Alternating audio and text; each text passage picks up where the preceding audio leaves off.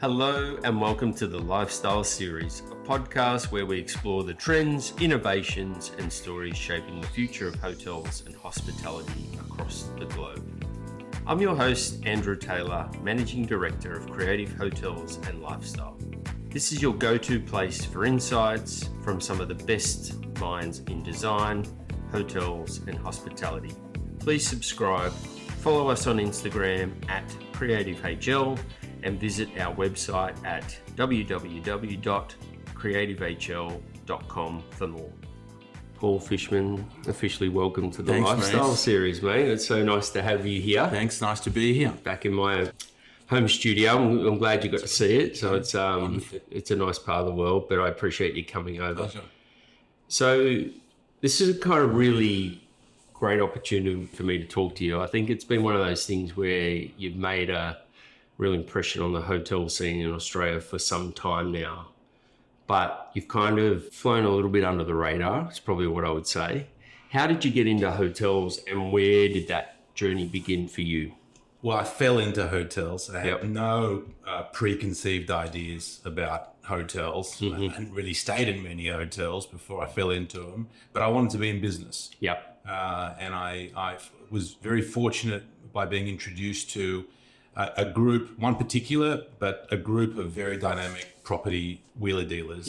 And the guy that gave me sort of a shot, which was really just follow me around, you know, and learn a few things from him along the way. Exactly. Right. I said, I'll do whatever you need me to do. Just let me be a part of this this group, and he agreed. Okay. And he owned a hotel. And so that was just by being in and his office was on top of the hotel. Oh, wow. But him and these guys were mainly doing residential development and commercial property and buying and selling, and they were very dynamic. But he did have this hotel, and that's where we were based for the first few months. Nice. And that's where I sort of got a little grounding. Little taste. Taste. That's a good description. How old were you at this point? 20. Wow. So almost straight out of school. Pretty much, yeah. Pretty much.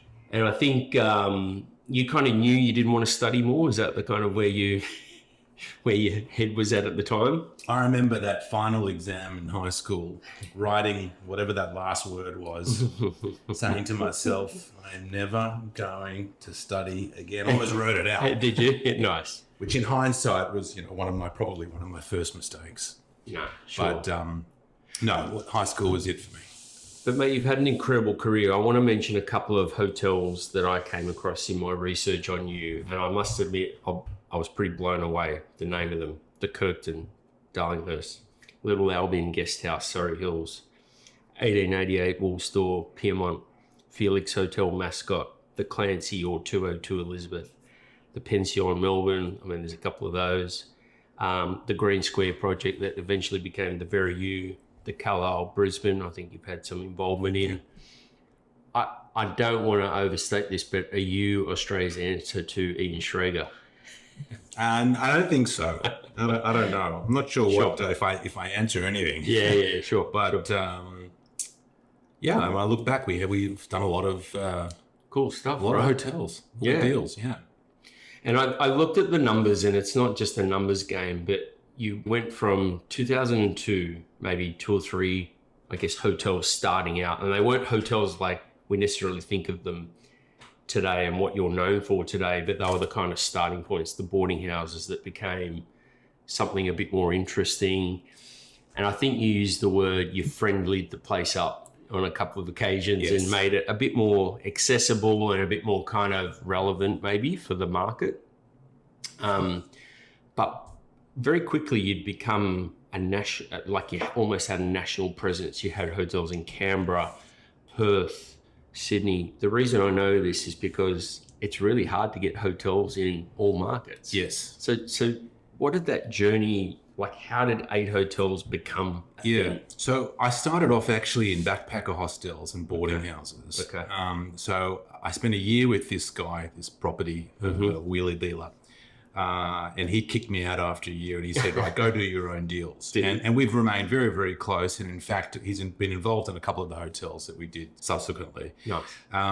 So I made a couple of dollars with him in that first year. Sure. I made some commissions selling apartments for him. Oh, yeah, great. And there was another guy who's still one of my closest friends who optioned up a development site, and he invited me into this. And Lovely. and it really was small money. It was a few $1,000 here or there. And we made a few dollars. So at the end of the first year, I had enough money to buy a 50% share of a leased boarding house in the city, which I did.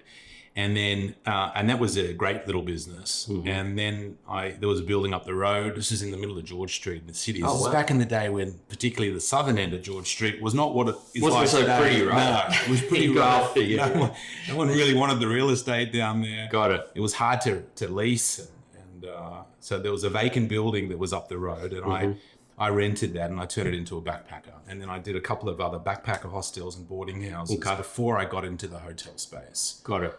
And then the first hotel was in 2002, which was meant to be a backpacker. That's why I took it on, actually, because I wasn't thinking hotel still. Was this the Gay Games story where so you kind of were able to secure this asset, but it had this forward bookings of great bookings. Very, very high rates. Yeah, so I took over this beautiful little boutique hotel. Okay. With beautiful courtyard and rooftop. And it was small. It had 14 rooms, but they was beautifully designed. And it sat above this old nightclub that was closed when I took over the lease. Right. But it was a famous nightclub called the Cauldron that had lots of famous people that had, and it was famous and infamous, but it wasn't operating when I took over the hotel, but I used that as a bit of a marketing ploy with the people who supposedly had stayed at this hotel prior. Got it. But the plan was to turn that into a backpacker hostel because I thought it would make the best backpacker hostel in the country. Wow. Just in terms of the facility, the location, the rooms, they were ensuited. It was just super incredible. Cool. Anyway, so I took it over in June 2002. And on the first day, I noticed that in November, the hotel was fully booked for a 10-day, 2-week period at massive rates for the Gay Games that were coming in. Darlinghurst back then was the epicenter of the gay scene. The gay scene. Yep. And I thought, I can't turn this into a backpacker. It's underselling it a bit. Yeah, but these guys they were paying $400 a night, which at the time, rates were, if you got 200, you would you're happy, right? So, and I needed that income. Sure. So I decided to keep it going as a hotel. Yes. And then I was going to convert it to a backpackers after the Gay Games. Got it. And what I did though, because it was quite a pretentious kind of a place. Yes. And it was doing very little business. Outside the business of that. it was doing at these higher rates. Got it. And the whole concept really sort of scared me in terms of running this upmarket, trendy.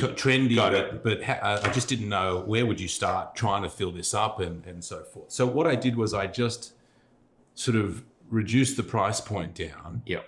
And I just warmed the place up, which wasn't difficult to do. No. It was just became a friendly place. Got it. And a guy who worked for me in the backpacker days, I brought in to run it. And he's still one of the closest people to me. And he was just, he was the kind of the key to making just a hospitality genius. Got it. But naturally, not through, just knew how to look after people. Isn't that incredible? And so overnight it warmed up and it filled up. Incredible. Yeah. And so after the Gay Games, we just... So is that when you kind of, not necessarily realised you were a boutique hotel operator, but you kind of went, I'm onto something here, there's a market for it? Still at that point for me, it was really about just making a living. Yeah, making it work. Yeah. Right. I just needed to make a wage at that point. Because I had some problems beforehand where I made some bad investments after the backpacker days. I was basically just young and stupid. I was spending more than I was earning. Got it. Essentially what it was. Working it out though along the way. Sure. So it wasn't until, I had another hotel that was presented to me as a backpacker opportunity in George Street. Yep. Which I took on, but because we had so much demand for private ensuited accommodation from the backpacker businesses that I had. I thought, well, if we just squeeze in as many small rooms with en-suites, we'll kill it. Yeah. Totally. But the mistake I made was that if I was thinking in like a boutique design-led lifestyle, all these elements. Yep. then I could have actually put together a really cool budget hotel, but budget boutique hotel. Yeah. Instead of just a budget hotel. Got it. And I probably would have got 50% more in rate. And that didn't occur to me until I'd opened that place and then realized until after the event. I can actually, it's not that difficult to make it just the design a little bit more interesting. Yeah. And is that to you where you think this concept of lifestyle comes in? For me, it's always been a commercial driver of how to get a premium by not having more real estate. Like for me, it's been about what are the add-ons that I can generate that the guests will love. And in your case, it's like en suites, but the rooms aren't too big, they're still going to be tight. But when did you kind of, not when, but how did you end up realizing, design played a part, the vibe, the kind of, the other factors, the non... Yeah, I think it was gradual. Got it. Yeah, got it. I think the first one, the Altamont Hotel, had this really cool, unique design. Yeah. I didn't have anything to do with the design. Right. It was already done. Kind of there. And it was just a really interesting property. It was just cool. Yeah, it's just cool. And everybody liked it. Yeah. And then I made sort of this mistake with that second hotel, which was the Pension. Got it. But that actually became the third hotel that opened because in the middle of it, the opportunity to take over the Kirkton happened. And Got it. That property was very well known as the Schrager-esque boutique hotel of Sydney. There wasn't many then, were there? That was I never liked the design of that. Sure. By the way. I thought it was horrible, to be honest with you. Kind of like in a... I think the only thing was cool was those corridors. Right. It had this red carpet and the mirrors. I thought that was quite cool. But the rooms, I didn't think that the rooms or the lobby area was it certainly wasn't my style. Got it. But it was an opportunity, again, to take over a hotel that was... Sure. very pretentious in its sort of vibe. Yeah. And wasn't doing well. In a sense, the mystique, but it didn't have... what I love about your journey, though, and we talked about, is that you've been able to make money out of hotels, which frankly, I think in development world especially is hard. It's not very often that you can kind of go, I'm going to build that, create upside, create value, and then not necessarily cash in on that, because I don't think it's always been the case that you were necessarily looking for that exit. But reading about it, the way I describe some of the things you've done is that they've been so compelling that other people have gone, actually, Paul, I want that off you. Can I buy it from you? Well, I think you're right about it. The commercials of building a hotel and making a development profit from one day to the next is pretty rare. Pretty rare. Yeah, Very. It's rare. Yeah.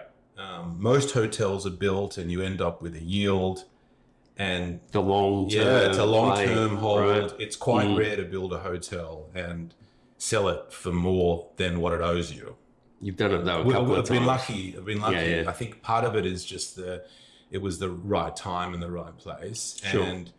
And then I learned a lot by operating and designing and refurbishing all of these hotels. Yep. That we got to a point where when we started owning the real estate and developing the hotels, sort of, I think instinctively by then knew what we sort of had to do to create something compelling. Got it. And then my view is that if you do build something that is really compelling, that somebody will pay a premium for. Sure.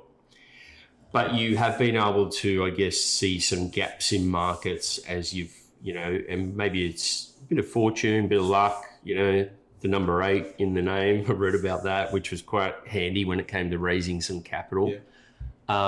But I must admit, you must have had some foresight to go into these markets and places that were kind of a bit like it's a bit of a risk. You're taking a bit of a punt. Like Piedmont, for example, like it wasn't known to be a boutique hotel destination. Piedmont was a funny one because if you think about Piedmont / Darling Harbour, which is basically what that is, the demand drivers are massive there. Mm-hmm. You've got the convention center right in front of you. Right. You've got Darling Harbour, which is really well known around the globe as the leisure destination, the real, You've got the casino. Totally. And you've got a lot of corporate. And you're only a stone's throw from the middle of the CBD. Correct. And I think that the Accor hotels that are sort of on Darling Harbour, Yes, the Ibis and the big Novotel ones, have yeah. done incredibly Really well well. since day one. I believe so. And you've got these beautiful heritage buildings all throughout that Piedmont area. Sure. That make for great carcasses for cool hotels. Yeah, because I don't know if we can actually pigeonhole you into the heritage thing, but the adaptive reuse conversion thing, I mean, you've done it. I've done a lot of heritage, actually. And it's I've actually done quite a lot of heritage. Most people are kind of turned off by it, you know, too risky. Tell us about what I'd say there was no plan. No rule book? The only plan was once I had the first 3 hotels, Yeah. I'd fallen in love with the industry and Got it.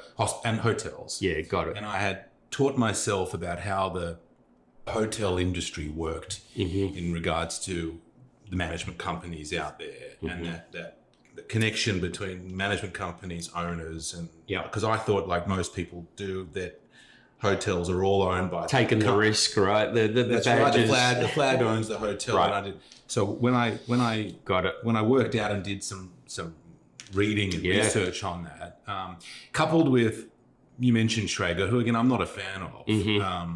Good for lots of reasons that we can talk about later, but that the boutique craze of that sort of early 2000s was real in New York and London and other major cities in the world, but it really hadn't transpired. So I thought, well, I'll try to build a budget boutique hotel business. Yep.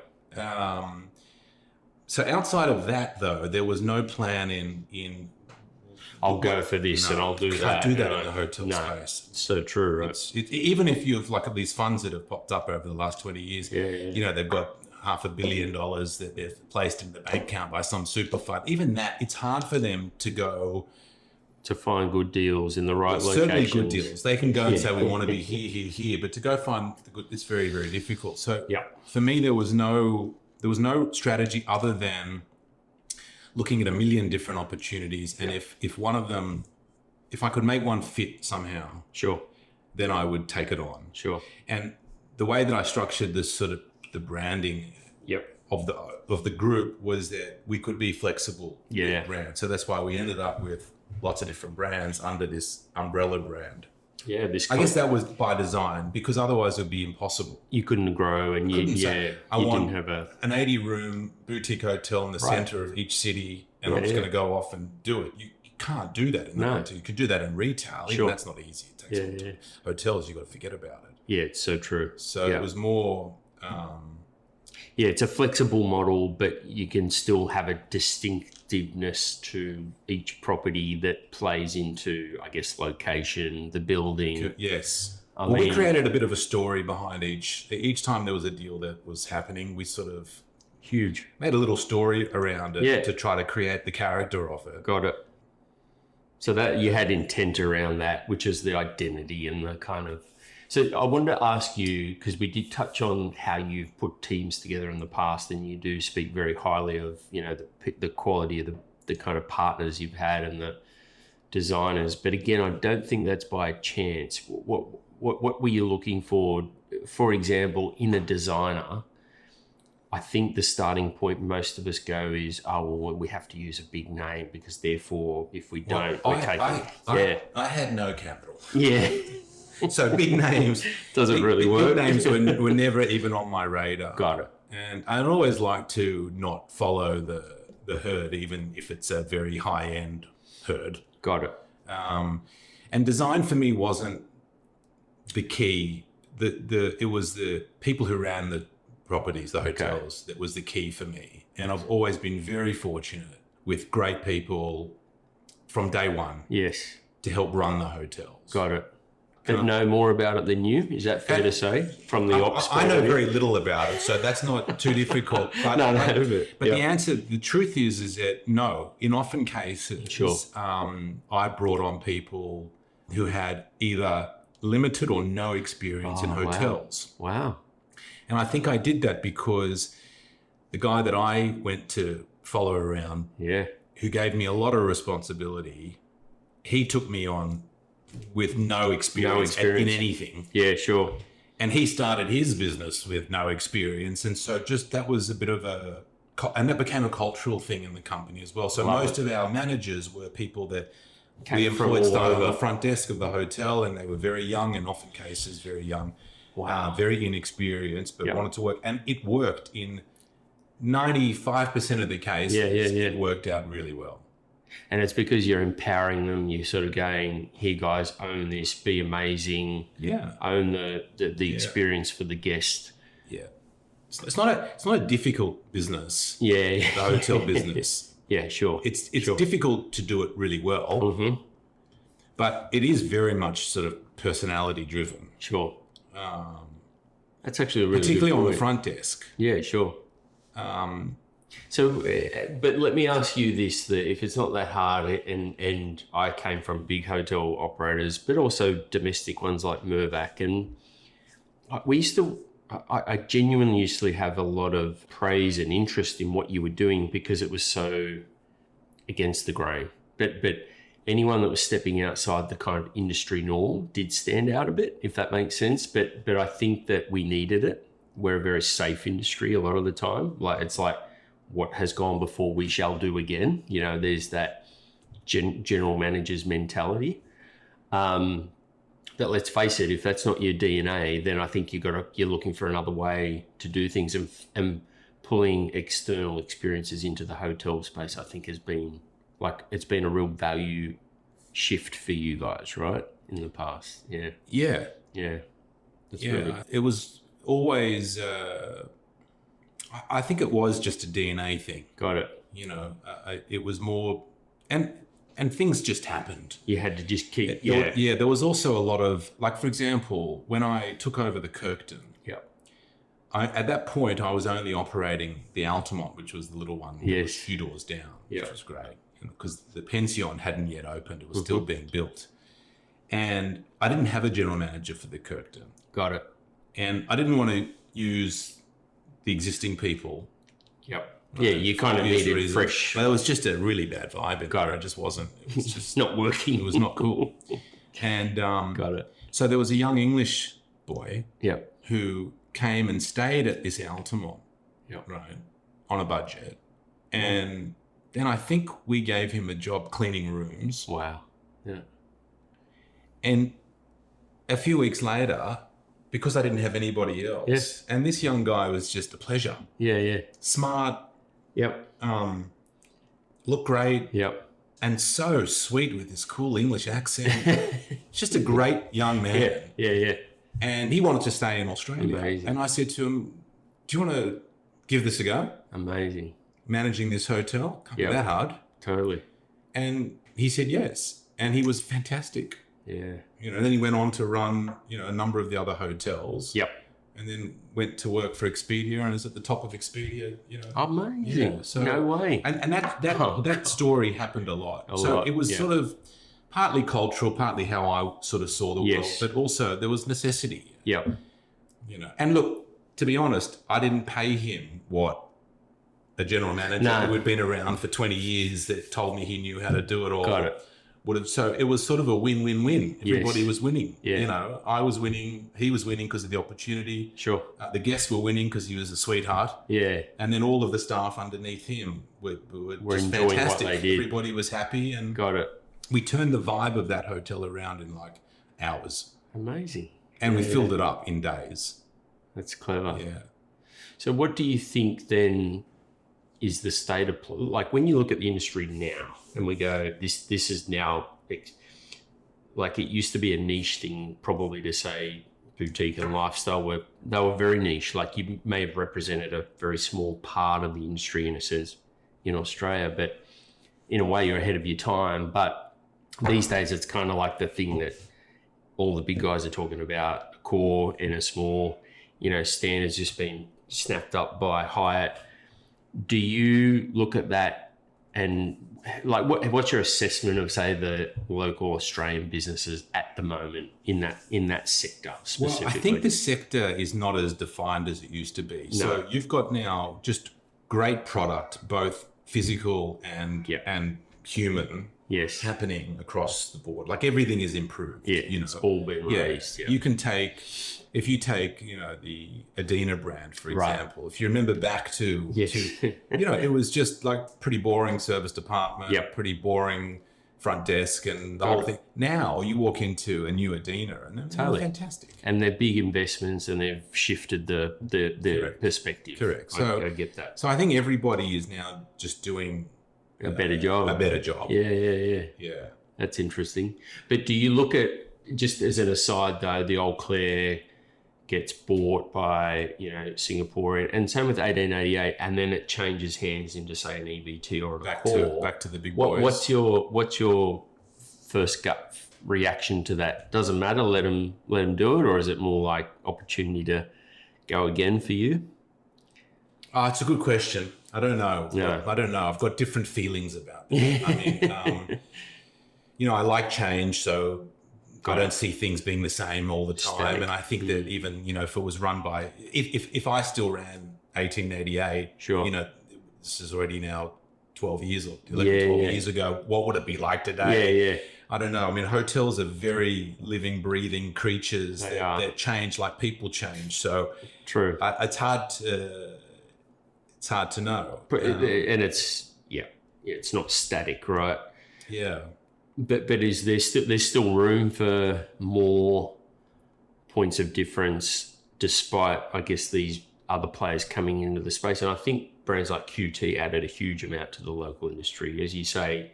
The TFEs of the world, like the partnership with the Khalil, and they've been clever about it. But I think if I'm a consumer, I still get confused, right? I go, well, what is it, TFE? Are you a boutique lifestyle operator because you've got a collection brand, or are you a service department operator, and what is it that you're good at? I struggle with that a bit. Yeah. Yeah, interesting. I tend not to think about it Got it. too much in that respect. Mm-hmm. Maybe because I'm so wounded by how difficult it is to actually acquire the physical assets to then do anything anyway. Yeah. And so I've always looked at it as like, okay, there's a building. One. Yep. Now, how do I now make it work? Got it. If that meant having all sorts of different brands or types of accommodation, Sure. then how do you make it all work? And so when I look at the larger groups that are doing that, Yes. I sort of look at it from that lens. Yeah. They're even though they're far bigger entities and capitalize and have a lot of owners that they can work with to create, it's difficult to zone in Do Yeah. I mean, some of the larger 5-star groups have done, like Four Seasons, for example. They've done a fantastic job over the decades in doing that. That was defining themselves. Yeah. Yeah. So we know what Four Seasons is. Okay. Even that's changed now a little bit because they've gone, much, much larger, and they're opening new hotels all the time. Yes. And so forth. But I guess that's why you've got the consolidation from the Starwoods, the Marriotts, and everybody else. Yeah, so through that challenge of them just their limitations on growing and footprint, that eventually they go, well, actually, the only way in which we can do it is they got to gobble it all up and then make it work. Yeah. Okay, no, I'm with you on that. I mean, it'd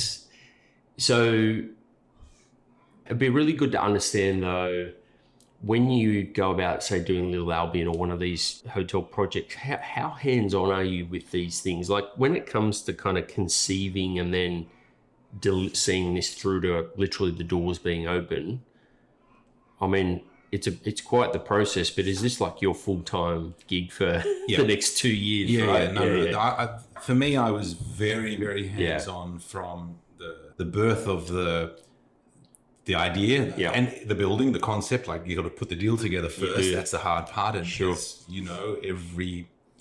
like you were telling me about your house here, there's a backstory and a backstory to the backstory of every deal, just to get to the point where you've now got to work out what to do with it. Maybe you've got something. Yeah. And so obviously I was very hands-on with that. And then in terms of conceptualizing what I wanted as the end product and then making that happen, I was very, very hands-on. And then I tended though to leave the day-to-day management of the hotels to the people that I had Yep. brought in to do that. Got it. But I was hands-on the cultural side of the overall hotel and the company. Totally. So I was trying to, keep a vibe. Yeah. So I was very hands-on with that. But when I was building the business, really most of my time was spent on the deals and then getting them opened. And what were the hard bits though? And I'm assuming there's a lot, but can you give us an example of, like, you've just conceived, the 1888 hotel, you've secured the site, or you've worked out you've got a partner, here's an opportunity. Where does the hard part really come into being? Is it the capital and the kind of immense pressure that comes with it financially, or did you find, was it contractors and getting down and dirty with builders and, slapping them? I don't think it's not, there's not a standard problem. It's just there's problems that they just pop up and they're different all the time. Good call. I think for me, one of the challenges, not challenge is the wrong word, but something that was always in my mind was that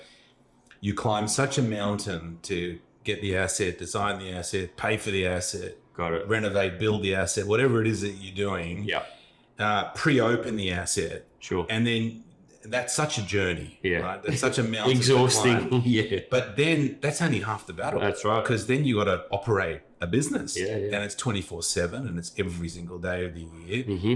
And so there's two really hard parts to hotel development and running them, is those two separate parts. So you don't take much of a breath in between. Great, it's finished. Shit, now I got to run it. Totally. And we have talked about you fast forwarding to the point where you've grown this business, and then at some point you're going, well, actually, I'm exhausted, or not exhausted to the point of you've created value. There's an operating business, but you've decided in some respects you didn't want to necessarily be the operator. No, I realized it took me about 4 or 5 years from the realization that I didn't actually want to be in the management side of the management. Business. Yeah. Although you have to in certain cases. Sure. But I was very focused on building a management company, an operating business, and operating brands. That was my focus. It wasn't real estate. Got it. For about 10 years or even longer. Wow. It was about trying to compete with, all the big boys. Grab deals and disrupt it a bit and get some deals. Yeah. But to your point, and I think you did though, not orchestrate an exit, but you certainly had a plan. It didn't. It was actually a very clear-cut strategy. Got it. And it was, I wanted to end up still having an infrastructure that could allow me to develop and operate, if I chose to, hotels. Sure. But I didn't want the size of the infrastructure. Yes. I wasn't trying to get more management companies. Essentially what it was I didn't want to, goes back to our discussion earlier about having a job. I didn't want to have a job. Yes. And managing a hotel for somebody else is a job. It's a job, right? You're not answering to yourself, you're answering to somebody else. That never sat well with me. But you're also the CEO of a business that's got a couple of hundred staff by that point. And so CEOs, unfortunately, don't get to just take indefinite holidays or have breaks, or, there's a way in which that can be managed, but I'm realistic like you are, that once you've got the business, you can't just switch it off. Correct. It's got to keep going. Yeah. And I had a love-hate relationship with the staff because I actually loved the staff. Yes. But I did feel that I was a slave to that side of the business.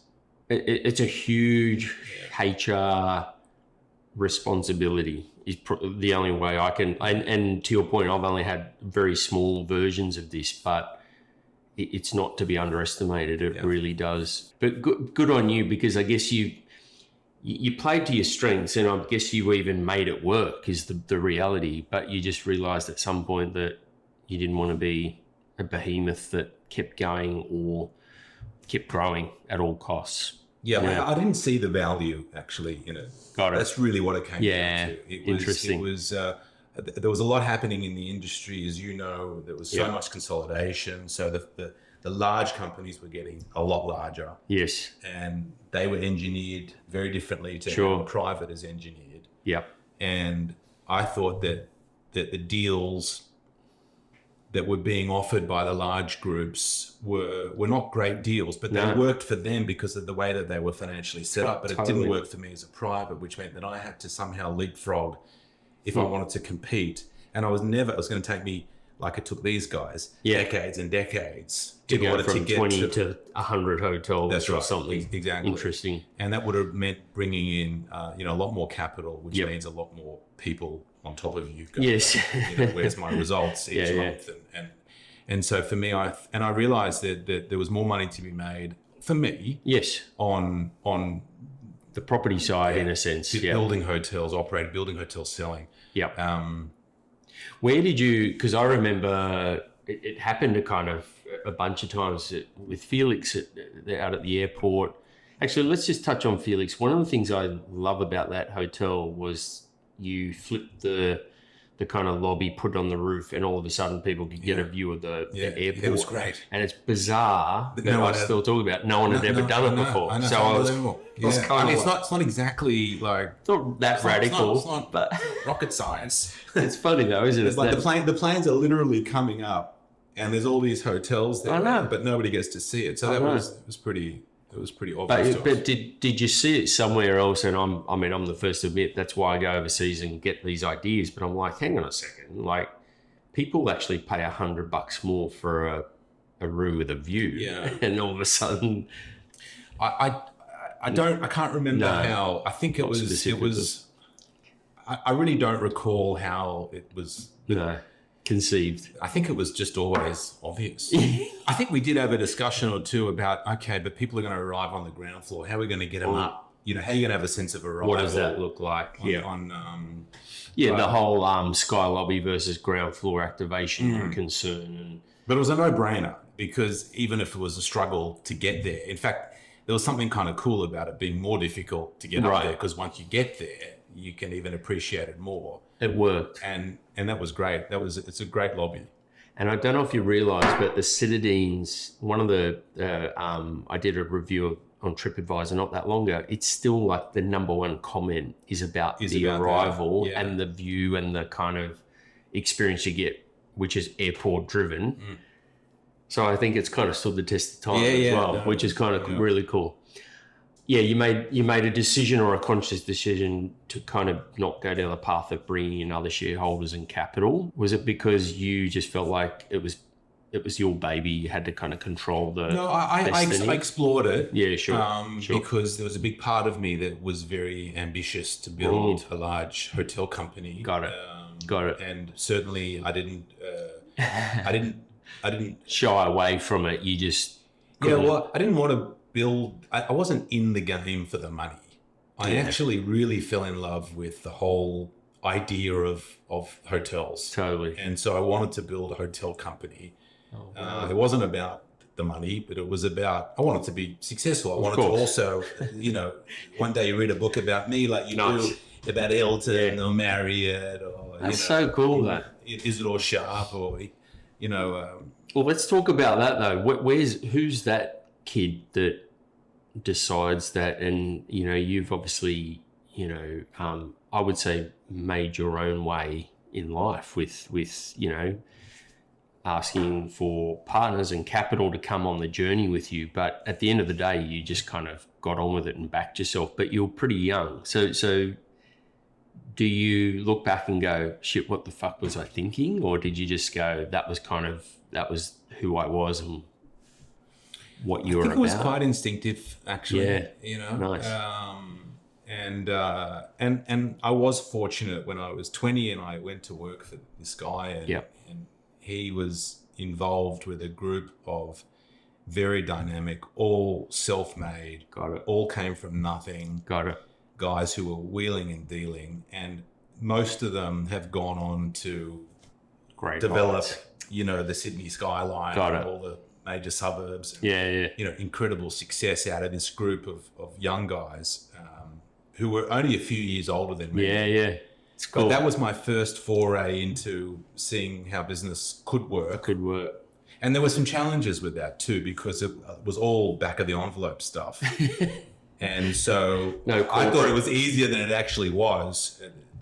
And so I made some mistakes after a couple of years, and then realized, okay, it can't just all be gut feeling. You've actually got to put in the checks and balances and the whatever else. Put in the work and whatnot. But in terms of going for it, they were a great influence on me, but it was natural for me as well. I fit in really well to that thing. I don't know where that comes from. It was just like, what did mum and dad think at the time? They were not happy.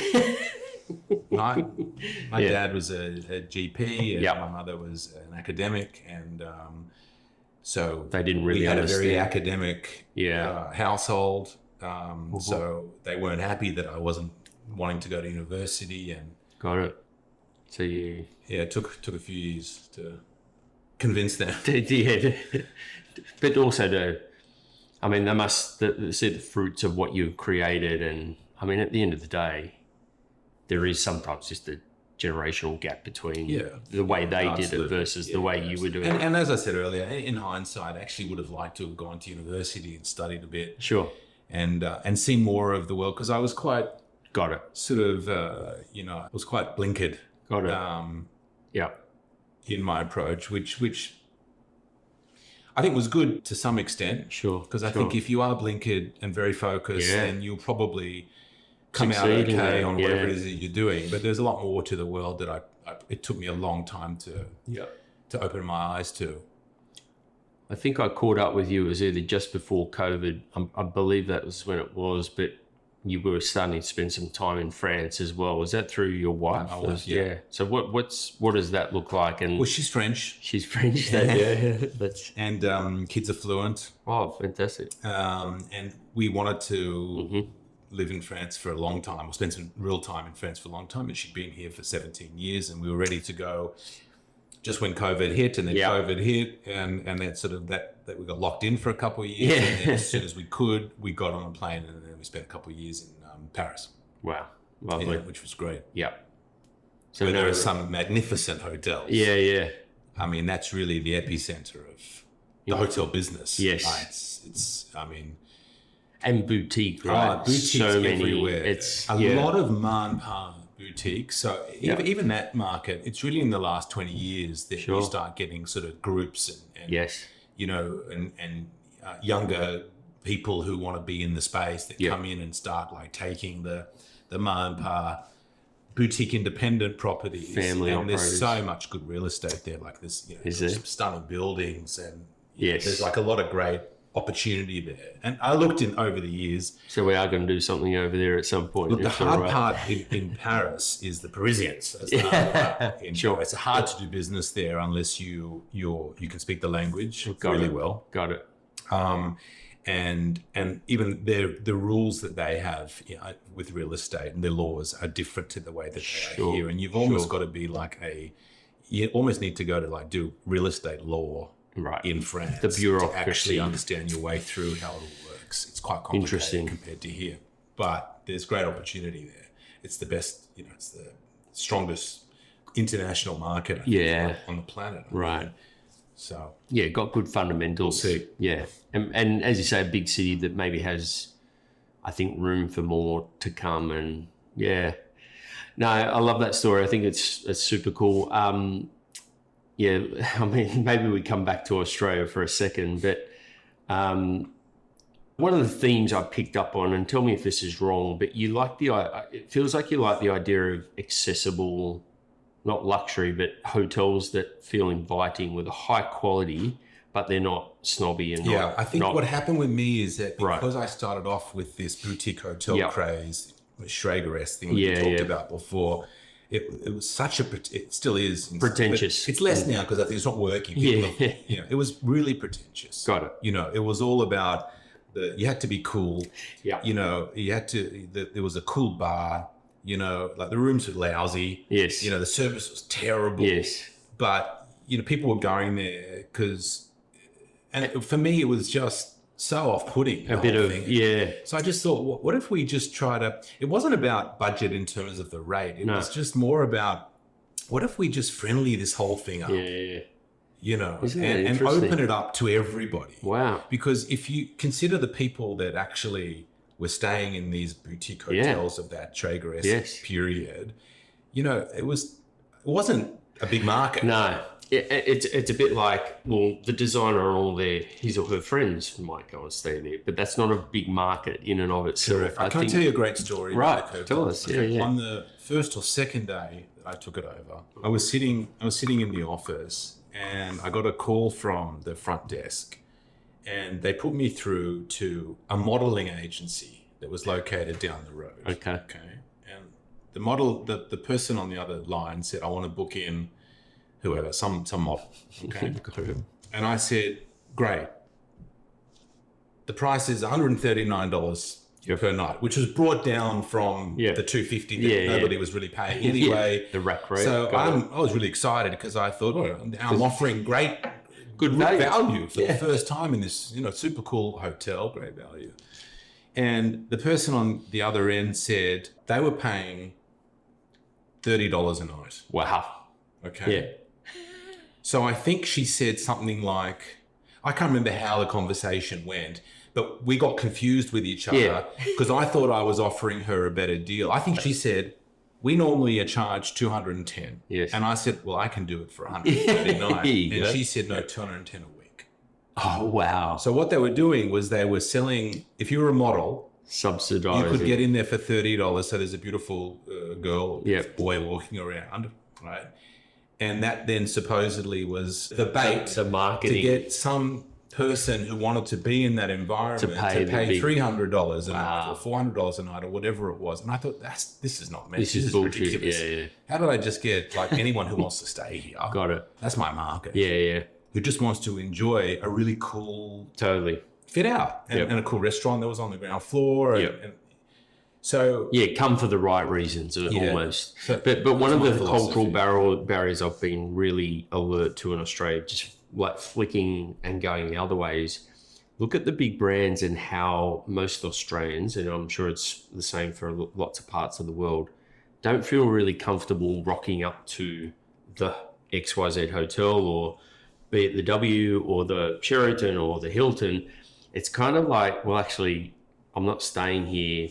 I'm not really sure I want to hang out there. So there's a natural resistance to it anyway. So you kind of got to make it more friendly to start with. But did you look at your hotels as having a different persona altogether, that you could be a community person? Like, were you alert to the fact that you wanted the locals to come and use it? I wanted everybody. Everyone.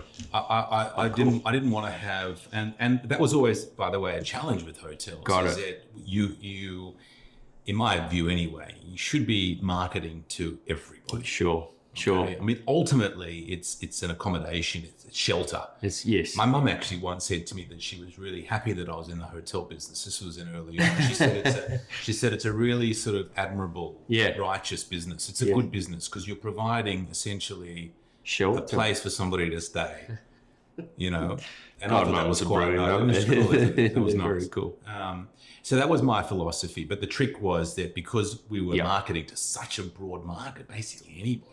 Sure. It's hard to then pinpoint where do you focus on from a marketing perspective. Got it. But my philosophy was that everybody was welcome. Yeah. But this is a bit before the times when you say, like, Ace in New York City had this, lobby renowned for all the young tech entrepreneurs and that hanging out. Like, it was a bit like, you just want people to come and spend time in your venues, right? Well, I think in the early days with hotels were the place that people would go to hang out. Right? I'm talking back like in the Gilded Age days, back in the 1800s, when beautiful hotels were built in Manhattan and other Paris, London, etc. They set the benchmark. People went to the hotels. That's where and then you had the sort of call it the Hilton period, Hilton Marriott period from 50s after the war, 50s, 60s, 70s, where it all became sort of big box, boring. Because people were moving, there was so much more movement, and there were more people traveling. Because just bang, bang, bang, and like tick the box. That's right. Make and it so consistent. Nobody wanted to go hanging out in the lobby of the Hilton in Fort Lauderdale. So and then it went to the sort of the Traeger-esque. Yeah, went the other way. with all the lobby, and it was like being in a nightclub. Gaudy and- So super cool. And then the guys like Ace sort of just basically opened up the idea that everybody should just feel comfortable coming and hanging out, and you can Sure. you could work, You can hang you can and work. go on a date. Yeah. You can be any, meet a bunch of mates, whatever it is, and that became. Well, look at the success of the Khalil. Like, there's not a conversation I'm not in the hotel development space where it's not referenced at least once. And the design always comes up again as, here's another beautiful version of, and it's like you can pick it a mile off because it has resonated so well with Australians across the board. I love the fact that it's based in Brisbane and almost like caught everyone unawares. I think there's something, and a local developer, and you would get this, that really understood their market so well.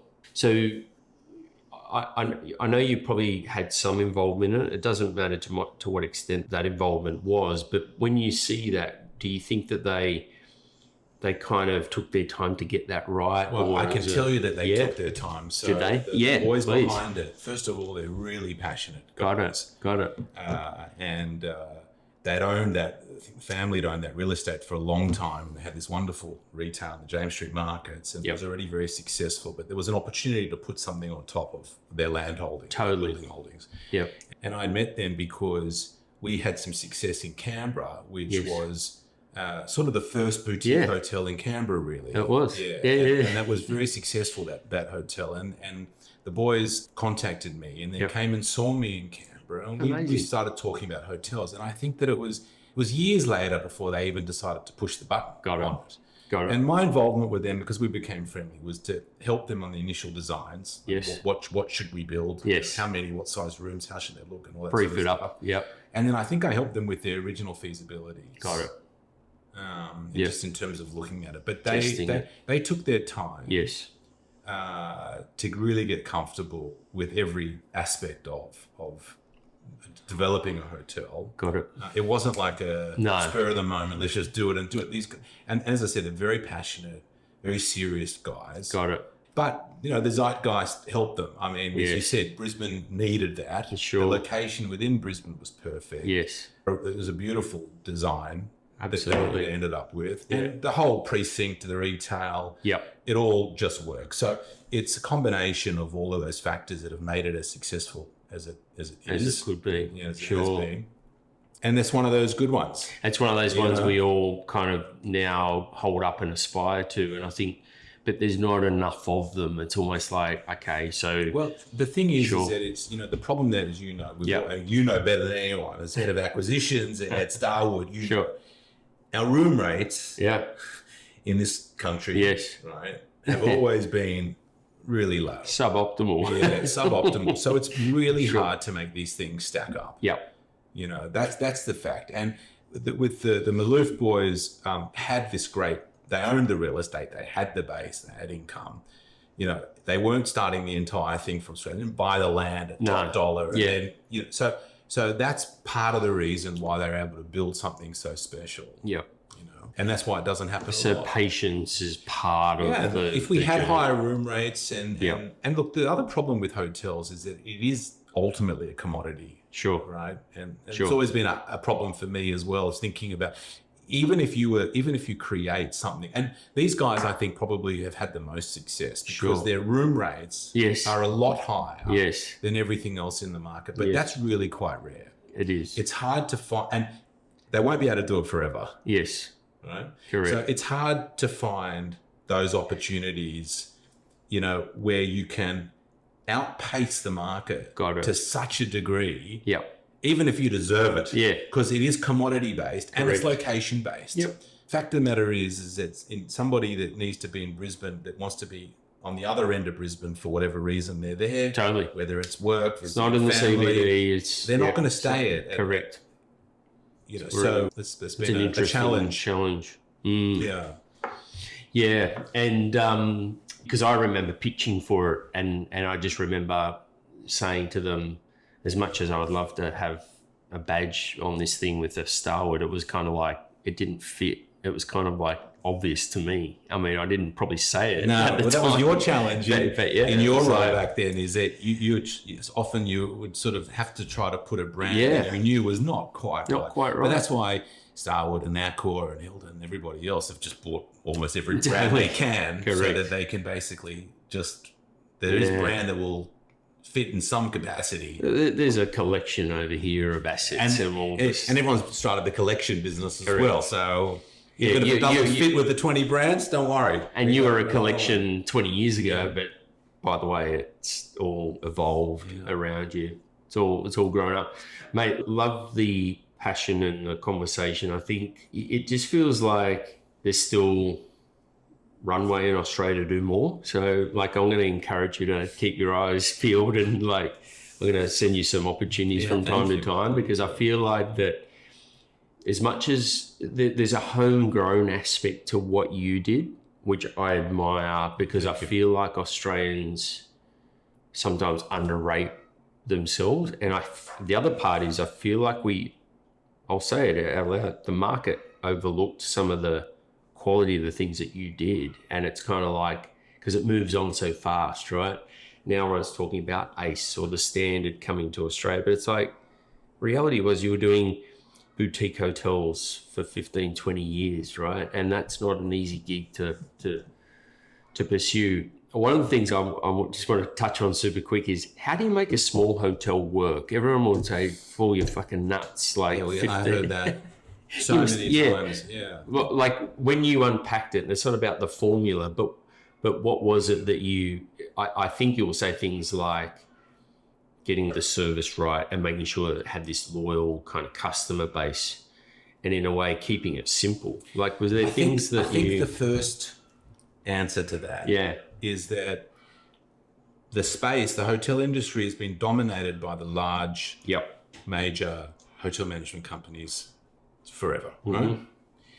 And the model that works best for the large companies is large hotels. Of course. Because then they can seamlessly slip in this large hotel into their network. Got it. And essentially have that business operate itself. Yes. If it's a small hotel, got it, because otherwise it just won't stack up financially, they're going to have to use resources and infrastructure from the big company to get the most out of that property. And that's not a model that works for them. So I think what they've done is that they've They've educated and convinced owners, right, and the entire industry that it's really hard to make money out of small hotels. You have to build a big hotel. But I think it's for their benefit. It's good for the share price too, right? Yeah, and it's self-fulfilling. Right. No, absolutely. Wow, that's such an interesting thought. I couldn't get my hands on any big hotels, so I had no choice but to start with small hotels. And I think at the end of the day, your in cost, how you operate, and your ability to create something special that gives you a higher room rate than what you would get if it wasn't special. Totally. I think if you can manage to put those three elements together, and part of that is the staffing side of it, just culturally, and because if people have an incredible experience from a human connection point of view, they'll come back, they'll tell others, and they'll spend a few extra dollars knowing that they enjoyed it. So if you put all that together, then it's really just mathematics. It is. As you know, hotels run on a gross profit sort of margins, all pretty much the same. So it's a percentage. Why? Now, I mean, obviously, if you could replicate, and I got to this point, it was like, shit, we got 40 room hotel. Yes. Imagine that was a 400 room hotel and we could do the same thing, but obviously make a lot more money. Yeah, you're going back the other way where they are, but to your point, it's still profitable. It's still profitable, and you're making it work because that's what you. But I think that's a super important message that we should just acknowledge, is that they can work, and also you've seen regional assets really pop up with almost this ultra luxe thing where it's like very discerning, small number of keys. To your point, it's about experience, but driving this. There's only a limited number of these things available, so therefore that's what it sells at. Yes. Well, I think that's good because the FISOs, the principles are the same, is the point. Yes. Right? Yeah. But it's hard to make them stack up.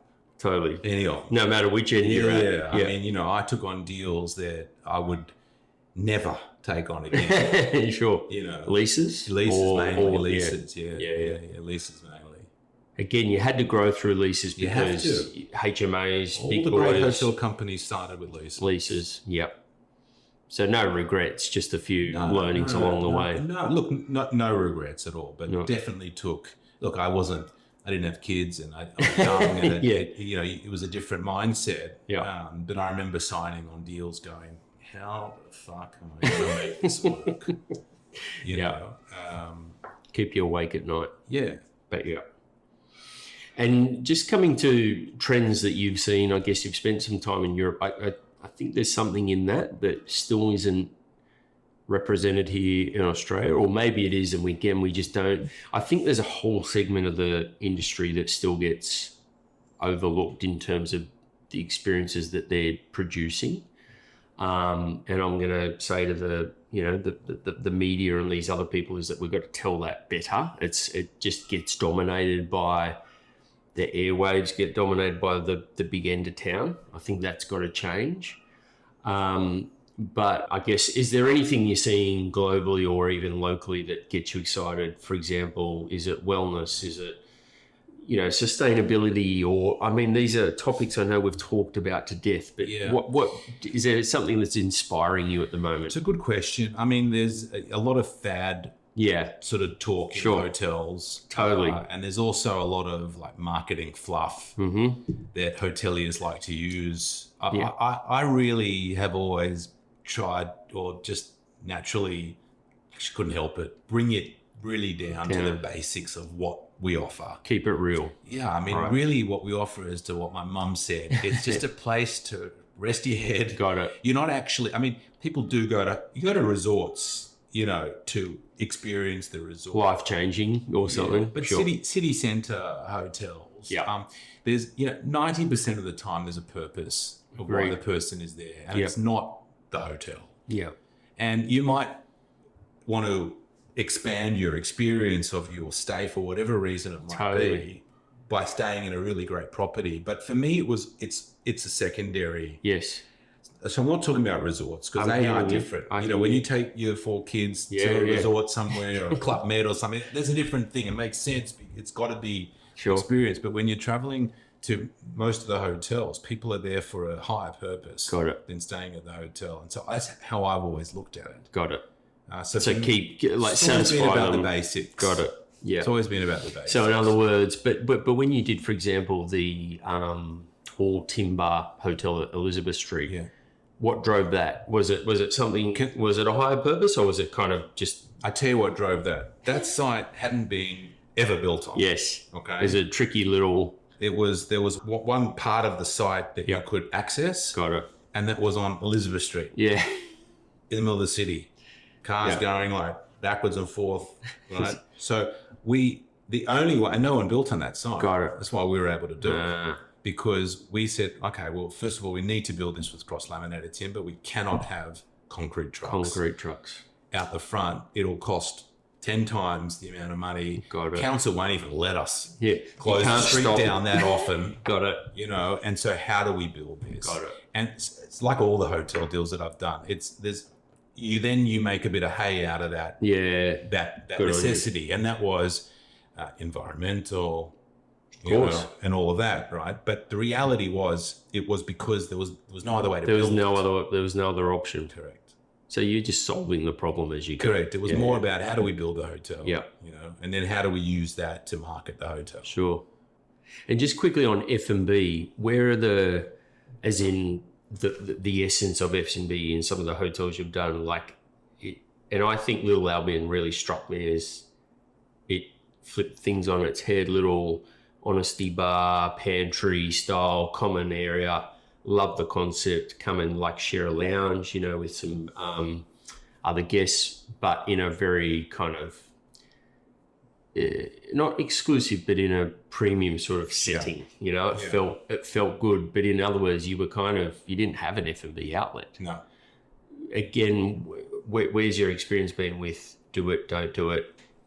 It's very hard to do it in this country. Got it. You've got to be an expert. Yes. Right. And it takes up an enormous amount of resource. So that's the first challenge. Yeah. But of course, you need to provide F&B in a hotel. You got to have something. You got to have something. Totally. That particular property just lent itself to being more like a home than a hotel. It did, didn't it? And if I had the space, I actually would have built a kitchen there and let people actually create their own. We just didn't have the space. Almost like the co-living model, which has popped up since. Correct. Yeah, and I like that, by the way. It's cool. I think, isn't imagine a luxury hotel, but you can actually, in fact, I tried to do something in Cradle Mountain in Tasmania. Right. Where we had that idea. Sure. Really lends itself beautifully there, where you had like almost like a group of people and you kind of got to come. 5-star, it's beautiful. Sure. Right. But you had this common area where you would have this high-end deli. Yeah. But it's self-serve. Yeah. Tasmanian products only. So Tasmanian whiskey, Tasmanian salmon, Tasmanian whatever, Totally. And Tasmanian cheese and Tasmanian beef and everything. And you would then cook it yourself. Yep. Right. Yeah, you get like a little package or a hamper, and you could things like that. I mean, and that would be super cool, and people would love the experience. They would. It's almost like a very, very, very high end sort of backpacker common area style, but it's not, because you go to these magnificent suites. Totally.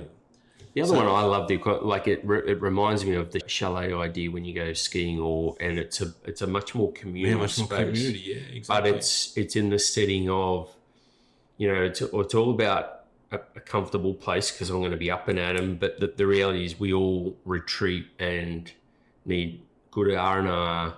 We're looking for a quick kind of meal where we can kind of self-cater often. Correct. I mean, there's some real interesting European ideas still to bring, I think, to this market. Any deals that you missed along the way that you were close on and you went, fuck that? Yeah. Heaps. So the we shouldn't end on that, because then I'll just be upset on the drive home. But I think to encourage the next generation, it's like, that's just part and parcel of hotels. I think it was. I reckon it was 1 in 100 deals that actually turned into hotels. I think the numbers support and I'm not exaggerating. No, honestly, I think it was. And some were just a few phone calls and a couple of meetings or visits or whatever. Yep. At the sort of the low end of the required effort to not get the deal, and then there were just as many that you're ready to sign the deal, sort of thing. And then they all this work and money slip away. And they slip away for whatever reason. Absolutely. Yeah. That's just part and parcel. I think the reality is we probably know a lot of mutual people. And I really feel like there will be an opportunity where we get to work on something together. It'd be nice. I'm exploring some interesting 20 years or something. Yeah. And it's a bit I must say, you were always very good to me. And appreciate that. And you were the hottest hotel company on the planet. Yeah. And handling all the acquisitions and the development. And, so you're always very nice. I think, mate, that it's a small space and industry. One of the things I did want to get across is your story here today, because I feel like it's unique to you. It's really motivational, mate, and inspirational, because you're only a couple of years ahead of me, not by much, by the way, in age, but I feel like you've lived a few lives. You've seen some probably stuff that a lot of us are still catching up on. I love that, though, because I feel like share a bit of that, but you've kind of under the radar a little bit, but in a nice way. Like, I think, I found plenty of articles on you in the media, but it was like, I could see that was just to tell the story of your growth and this company that you created. And like we mentioned earlier, you had to have a profile to support the business. Yeah.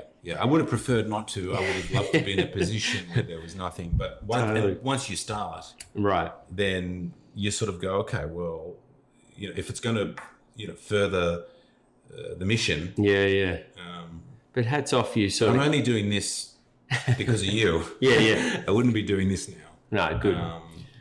No, and I think there's a little bit of your story that's like, I was so glad to just bump into you again, and it was like, hang on a second, Paul. A, where's he been? B, when's he coming back? And I think it's just a case of time and the right deal, but also remind us all that there's hope for the kind of small self-funded operator, party that's out there trying to have a go, but kind of can get there and be on the world stage quality-wise, mate. It's cool. Thank you, mate. No, it's been fun. But thanks for joining us. I appreciate it. Thanks for having me.